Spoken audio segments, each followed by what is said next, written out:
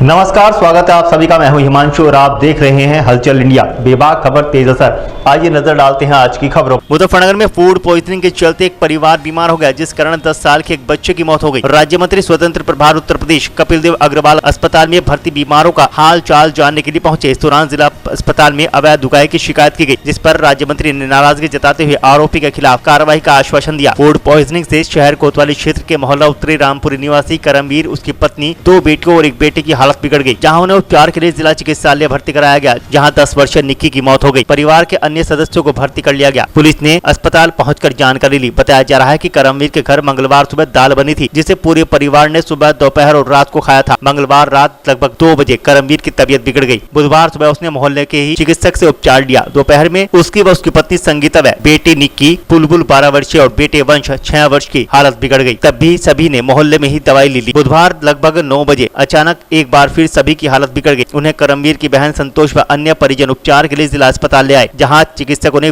निक्की को मृत घोषित कर दिया। गुरुवार की सुबह 8:30 बजे मामले की जानकारी मिलते ही राज्य मंत्री कपिल देव अग्रवाल जिला अस्पताल पहुंचे, जहां उन्होंने बीमार लोगों से मिलकर उनका हाल चाल पूछा। इस दौरान जिला अस्पताल में इमरजेंसी में काम करने वाले एक कर्मचारी की अवैध उगाही की शिकायत की गई। उन्होंने आरोपी पर नाराजगी जताते हुए कार्रवाई का आश्वासन दिया। जिला अस्पताल के मुख्य चिकित्सा अधीक्षक डॉक्टर राकेश कुमार ने बताया कि शिकायत आती है तो आरोपियों पर कार्रवाई की जाएगी।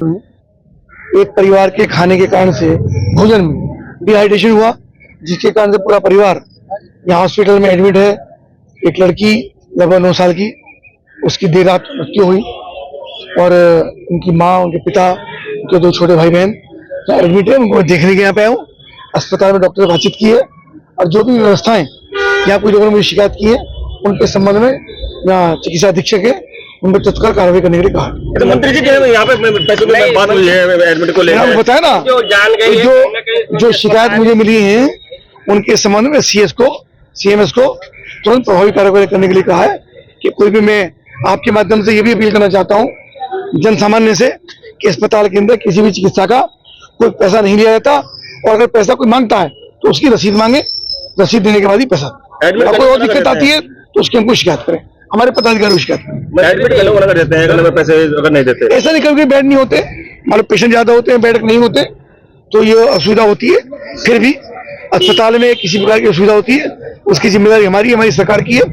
और मेरा निवेदन है कि किसी के बहकावे में ना है, किसी को पैसा ना दे, और अगर देते हैं तो उस पर जिस बच्चे की मृत्यु हुई है कहीं अस्पताल खाने में नहीं, खाने में देखो पूरा अस्पताल, अरे मैंने सबसे बातचीत की है, पूरे अस्पताल एक ही परिवार के लोग एडमिट हैं, तो कहीं खाने में गड़बड़ी। खाना तो घर में बनता है, अस्पताल बनता नहीं है, पर सबका इलाज चल रहा है, सबको सही प्रकार से ट्रीटमेंट मिल रहा है। एक बच्चे की मृत्यु हुई है, मैं उसके घर गया हूँ संवेदना व्यक्त करने के लिए, उसके परिवार के साथ हम लोग। अच्छा मंत्री, लगातार शिकायत आ रही है पैसों को लेकर, मैं बता रहा अभी 3 से ज्यादा मैंने आपको बताया। अभी कर्मचारी का पता लगेगा, कर्मचारी जांच करने के लिए कहा गया है। अगर ऐसा विषय होगा उस पर एक तो मौके भी पकड़ा गया है, तो आपके सामने में उसको कार्रवाई करने के लिए कहा। वो निश्चित रूप से निलंबन होगा, उसकी कार्रवाई। उसको निलंबित करने के लिए आदेश थी, उसको मौके पर ही निलंबित करने के लिए आदेश थी।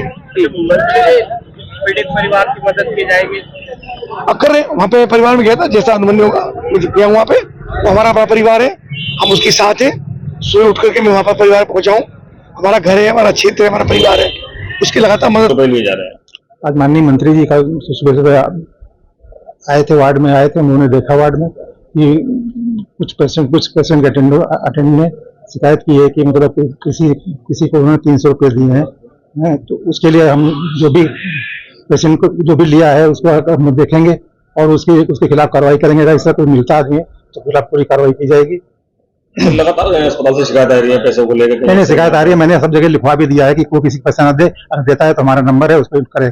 लेकिन लोग मतलब ना करके इस तरह से कहीं सुनने में आता है कि उन्होंने दिया है, और ऐसा संदिग्ध व्यक्ति कौन है उसको उसकी पहचान करी जाएगी और उस हिसाब से पूरी कार्रवाई की जाएगी। और मंत्री से भी आश्वासन दिया, कहा है मैंने कि पूरी जो भी संदिग्ध मिलेगा उसमें पूरी इलेक्शन के दौरान मंत्री जी भटक गए थे कि एक ही बेड पे 4-5 पेशेंट है। नहीं, उसके लिए मैंने भर्ती जब होता है, पेशेंट होता है, उसके लिए मैंने एक मरीज और एक उसका अटेंडेंट रहता है, उसका पास सिस्टम मैंने लागू कर दिया है। लेकिन ये कुछ मतलब आ गए थे, सुबह आ गए थे, तो उसको मैंने उस तरह से हटवा दिया, गार्ड से हटवाया और इस तरह से एक पेशेंट के साथ एक मरीज। नमस्कार, स्वागत है आप सभी का। मैं हूं हिमांशु और आप देख रहे हैं हलचल इंडिया। बेबाक खबर तेज असर। आइए नजर डालते हैं आज की खबरों।